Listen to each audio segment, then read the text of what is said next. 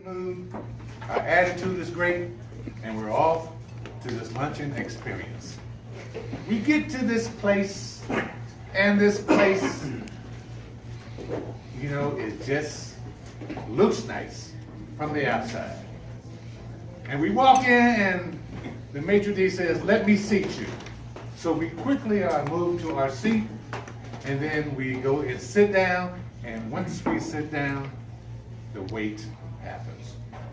But while the wait is happening, we notice, at least I did, there is trash on the floor. And I say, now this doesn't necessarily feel good, that there's trash around me. Nevertheless, we deal with that. And then we look for someone, because he said, you know, I'm gonna have someone come over right away to take your order. 5 minutes go by, 10 minutes go by, 15 minutes go by. Now we're talking about lunch. And typically you're within 45 minutes or an hour that you're going to have your lunch. So after 20 minutes, I'm a little bit agitated and the person shows up. May I take your order? I want to say, why did it take you so long? No, this is lunch. And he says, excuse me, what are you ordering? You've had time to look at the menu. Well, I'm a little agitated by his attitude as well, in terms of him looking at me as his customer. Nevertheless, I take the order, or he takes the order, and he moves on. And we have a conversation, then the order comes, and guess what? The food is cold. Again, you may have had that experience. The food is cold. Now, I don't want to say, take it back, because I got less than 30 minutes to get back to work. And so, I have the food, and I say, you know, this is not right. He said, well, I can microwave for you to heat it up. Now, that really pisses me off. That he wants to microwave my food. I say, no. Do I leave a tip? I left a penny. Leave a message that you know this service was not good. Not at all. And I am really pissed at you. You know. Now, I don't know the circumstances why he was late. I have no idea. Nevertheless, I see it as my customer experience.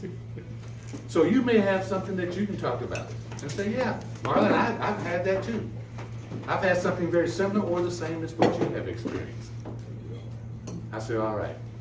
And so I tell you, customer service truly is an experience and not a goal. So let me tell you some of the things that I say customer service is not. Customer service is not a myth. It's real. It's very, very real. Customer service is not a set of numbers, as I mentioned about higher ed. That's what we're about. Surely we give customer service to our students, but numbers are very important to us. Customer service is not an illusion. Not at all. Customer service is not a bank statement or a ledger. Customer service is not a policy. Customer service is not inflexible.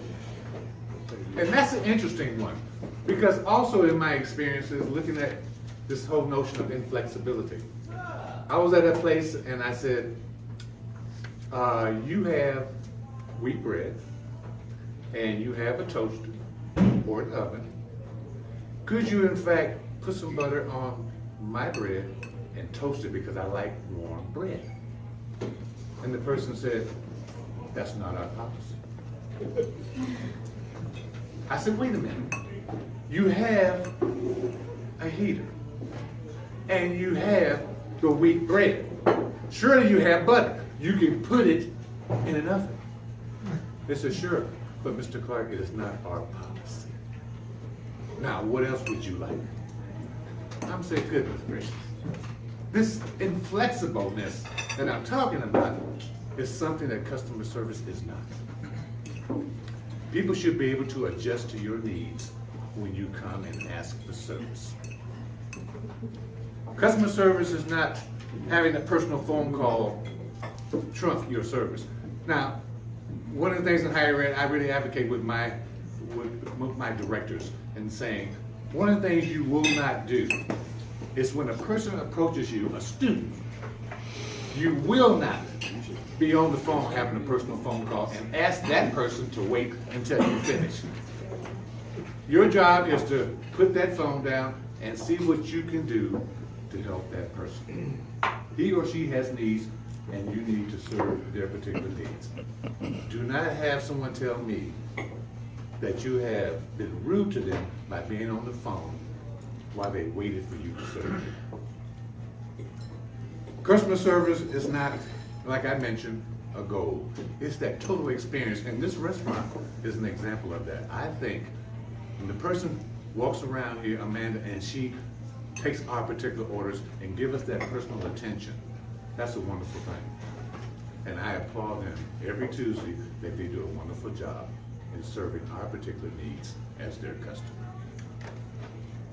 And customer service is not putting your own particular needs before someone else. Even though you may have had a bad day,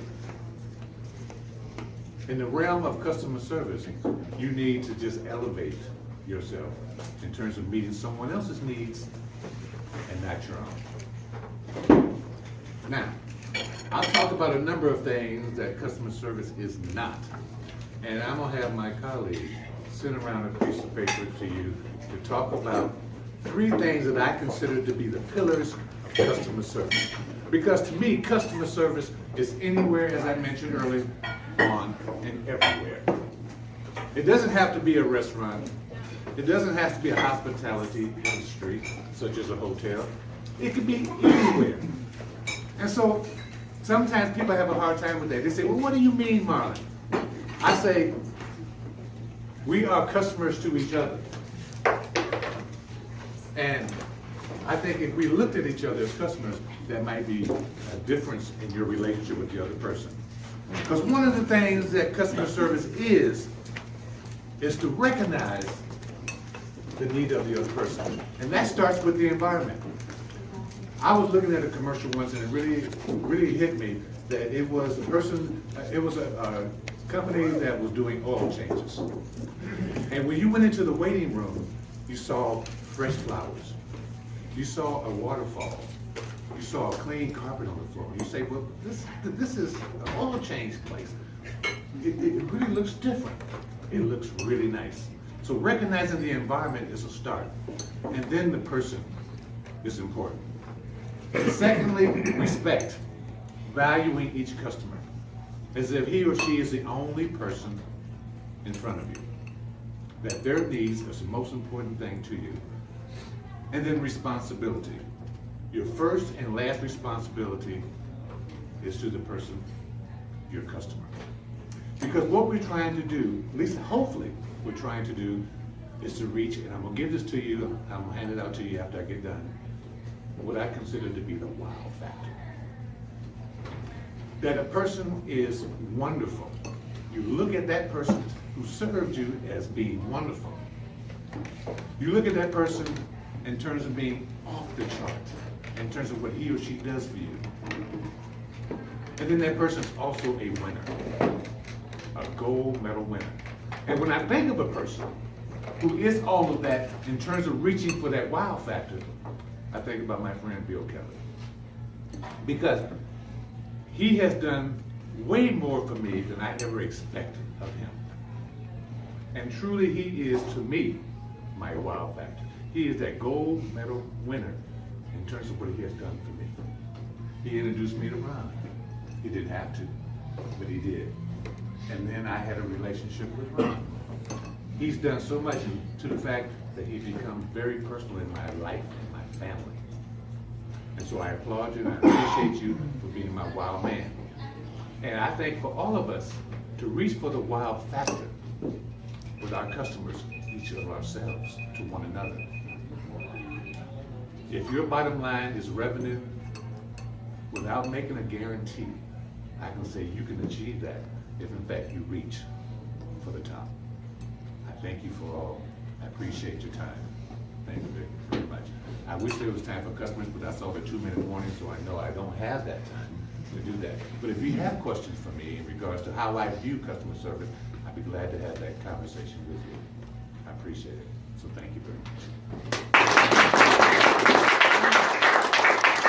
One quick comment and a good referral for you is, Customer service is anywhere, at any place, at any time. So a referral for me, I'm specializing in restaurants, those kind of things, hospitality industries, but I also like. is this a customer wow service. factor right here? Let's- Yes, absolutely. So let's give Amanda a hand then. Yeah, Amanda. Represents the wow factor. That's right. Absolutely. Matter of fact, I had a glass of water out there and I finished it and I came in without my glass and she brought the glass and filled again. I said, well, I didn't ask for this. She said, but you had water. And I'm bringing it to you. So you just hit the wow factor. Hey, thank you. All right. Good job. Okay? Okay, Appreciate it. very Thank nice. you. Good. Thank you. Very nice.